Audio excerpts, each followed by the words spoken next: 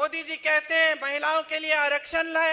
कौन सा आरक्षण जो 10 सालों के लिए लागू नहीं होगा? और ये टीवी वाले, मीडिया वाले हार पहना रहे हैं मोदी जी को।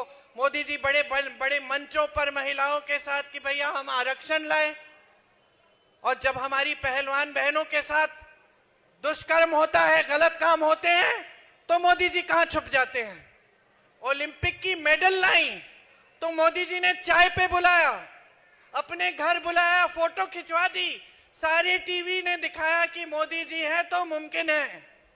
मोदी जी नहीं होते तो हमें मेडल ही नहीं मिलता। और जब उसी महिला ने रो कर कहा कि मुझ पे अत्याचार हुआ है, मोदी जी मेरी बात सुन लीजिए। मुझे सबसे ज्यादा दुख पता है किस बात का हुआ?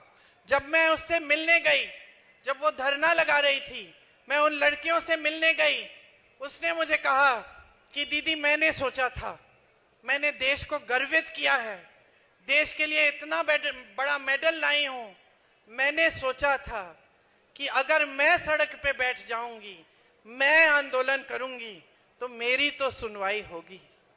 मुझे दुख इस बात का हुआ कि ये लड़की, इसने इतनी मेहनत की होगी।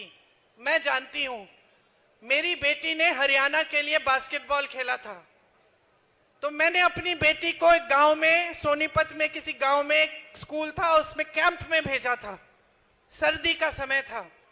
मेरी बेटी रोज शाम को मुझे फोन करती थी, रोती थी कि बहुत मुश्किल है मम्मी, बहुत मुश्किल है। और मैं उसको बताती थी, बेटा देखो गांव की लड़कियां कैसे मेहनत कर रही हैं। और उसने भी मेहनत की, प्रेरणा ली गांव की बच्चियों से, क्योंकि गांव की बच्चियों को हम देख देख के हमारी आंखों में आंसू आते थे।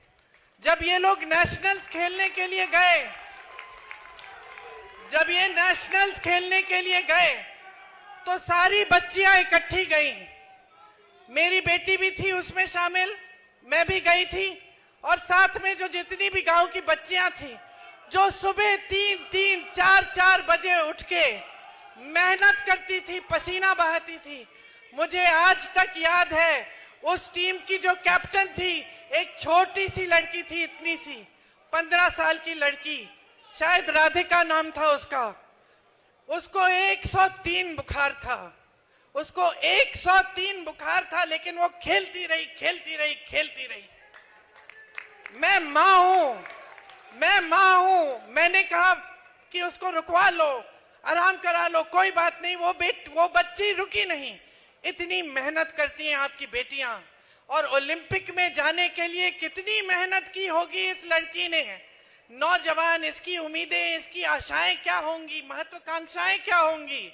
और आज सड़क पे बैठी है, आप उनको घसीटवा रहे हो, अपने पुलिस वालों से लाते खिलवा रहे हो, और आपके पास 2 मिनट का समय नहीं है कि घर अब बुला लीजिए ना, अब रो रही है, अब बुला लीजिए, अब सुन लीजिए कि इसका दुख क्या है। ये है आज की राजनीति की परिस्थिति, ये है हमारे देश के सब